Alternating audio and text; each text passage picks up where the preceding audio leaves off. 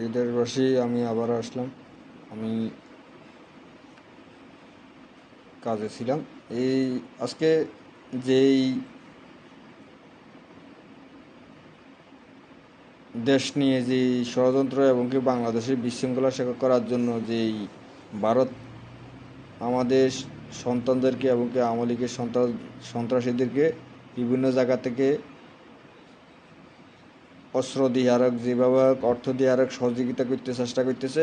তো বাংলাদেশের মানুষকে বলতেছি সতর্ক থাকতে হবে, সবাই মিলে সতর্ক থাকতে হবে। আপনাদের প্রতি আহ্বান, আমরা সবাই সতর্ক করে ভারতের বিরুদ্ধে অ্যাকশনে নামতে হবে। প্রয়োজনে আমরা এই সেনানিবাসে ঢুকতে হবে এবং কি প্রথম আলোকে বাংলাদেশ থেকে নিশ্চিহ্ন করতে হবে। প্রথম আলোর ডেইলি স্টার, এই মাসুদ কামাল, জাহিদ হোসেন, এরা যারা আছে সবাই বিরুদ্ধে এদেরকে মামলা দিতে, এদেরকে আইনের আওতায় আনি কঠিন শাস্তি দিতে হবে। এরা সারা বাংলাদেশে যে অপপ্রচার চালাইতেছে, এই অপপ্রচারের কারণে বাংলাদেশ বিশৃঙ্খলা হইতেছে। এদেরকে আমি বলতেছি, সাংবাদিকদেরকে বলবো, বাংলাদেশে সকল যমুনা টেলিভিশন হইতে, বাংলা অভিশন হইতে, বিভিন্ন আরও সাংবাদিক যে প্রতিষ্ঠান যারা আছেন তাদেরকে বলতেছি, সবাইকে বলতেছি, এদেরকে কোনো টক শোতে ডাকবেন না। এদেরকে যদি কোনো টক শোতে ডাকা হয় তাদেরকে বোঝা যাবে তারা হইলো রয়ের এজেন্ট। এটা মনে রাখবেন। এই ফজলুল হুদা, এই ভারতের রয়ের এজেন্টগুলা, রুমিন ফারানা, এদেরকে কেউ কোনো জায়গার টক শোতে ডাকবেন না। আজকে রুমিন ফারানা যেই কথা বলছে হাসনাত আবদুল্লারে, আমি মনে করি যে আজকে তার বাবা, এই রুমিন ফারানার বাবা কী ছিল, এই রুমিন ফারানার বাবা কী ছিল, তার যে মুক্তিযোদ্ধা দাবি করছে, মুক্তিযোদ্ধা হয়েছে, যুদ্ধ করছে, বুঝলাম আমরা, কিন্তু মুক্তিযুদ্ধের আগে তার কী টাকা আছিল? এর যখন এর বাংলাদেশে ভিক্ষুকের মতো অবস্থা আছিল, রংসা হইতে বিভিন্ন এই ইয়ের মধ্যে কাজকর্ম করে খাইতে হয় তারা। তো কাজকর্ম করে বিভিন্ন হাজিরা চাকরি করে কাজকর্ম করে খাইতো, মাড়ি কাটতো, নৌকবিয়া, বিভিন্ন বিভিন্ন জায়গায় কাজ করতো।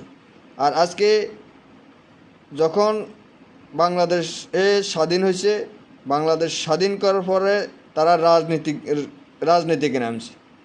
এই রাজনীতিক করে মানুষের হাজার হাজার কোটি টাকা এই রুমিন ফারানার বাবা আত্মসাৎ করছে।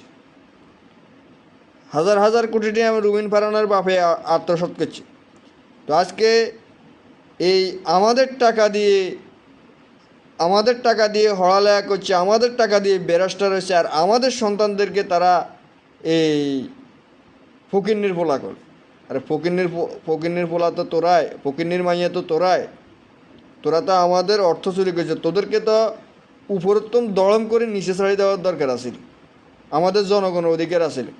আজকে হাসনাত আবদুল্লাহর নামে সারা বাংলাদেশে যেই কোনো জায়গা যেই কোনো কিছু করতে চেষ্টা করব, কি বলবো, বাংলাদেশে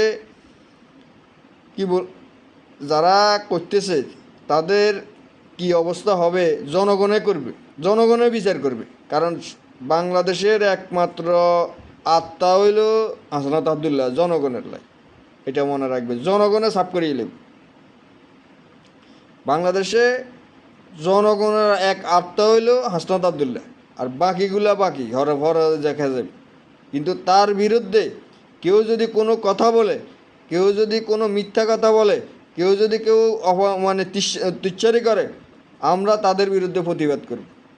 সে যত বড় দলে হোক, সেই যত বড় নেতা হোক, আমরা তাদের বিরুদ্ধে তথ্যসহ তুলে ধরা হবে। এটা হলো আমাদের কথা। তো প্রিয় দেশবাসী, সবাই একতা থাকতে হবে। সবাই একতা থাকি, আমাদের দেশ বাঁচাইতে হবে। আমাদের দেশ এক স্বৈরাচারের থেকে আরেক স্বৈরাচারের দিকে যাইতেছে। এখন আমরা স্বৈরাচারের থেকে বাঁচাইতে হবে। এটা হইলো আমাদের কথা। আমরা চাই না, আমার কথা হইলে বাংলাদেশে এই একটা নাগরিকও যেন অধিকার হারান না, একটা লোকের কাছে আরেকটা লোক যেন হাত না উড়াইতে পারে, এই ব্যবস্থা। আজকে আমি একটা ঘটনা দেখলাম ফেসবুকের মধ্যে। একটা সন্তানকে বাপে সহ সবাই আর ভূতের সহ তার চোখগুলো উঠে নিয়ে যাইতেছে। এ কেমন বাবা, কেমন সন্তান, আর কেমন ভাই, এরা কেমন ভাই, কেমন সন্তান। আজকে বাংলাদেশের যারা এই কাজগুলো করছে, তাদেরকে এই অবস্থা করে ওই জনগণের সামনে উড়ে ধরার দরকার। আমি মনে করি যে হে অপরাধ করছে। আমি আমি বুঝতেছি এ অপরাধ করছে, না কোনো কিছু করছে, না ওই কাগজপত্র যে কোনো কিছু হয়েছে, তবে আইনের আওতায় আইনে শাস্তি দিতে হবে তাকে। সরাসরি এইভাবে তার দুইটা চোখ হাত দিয়ে উঠে এলে না তার ভাইয়ে, এরকমরা বাংলাদেশ তো আমরা চাই না।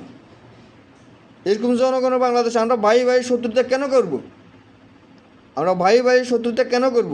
আমরা কোনো ফ্যামিলির কারণে, কোনো ওয়াইফের কারণে, কেউ কারো কারণে ভাই ভাই কেউ শত্রুতা করবেন না। ভাই ভাই মিলমিশ থাকবেন যে কোনো কাজের মধ্যে। যদি কোনো কিছু প্রয়োজন হয়, দোনোটার সাথে দোনোটা কথা বলি, পরবর্তীতে দোনোটা ব্যবস্থা নেবে। কিন্তু এভাবে একটা লোককে চোখ উড়ে রয়েছে, একটা তার বাচ্চাগুলো কীভাবে কাঁদতেছে, আর বাচ্চাগুলো আমাদের কলেজের আঘাত লাগে গেছে। এই জায়গাটা কোন জায়গায়, তাকে যে কোনো বার্তা হোক তাদের পুরো ফ্যামিলিকে গ্রেপ্তার করে ফাঁসি কার্যকর করতে হবে। যে কোনো জায়গা থেকে গ্রেপ্তার করে তাকে ফাঁসি কার্যকর করতে হবে।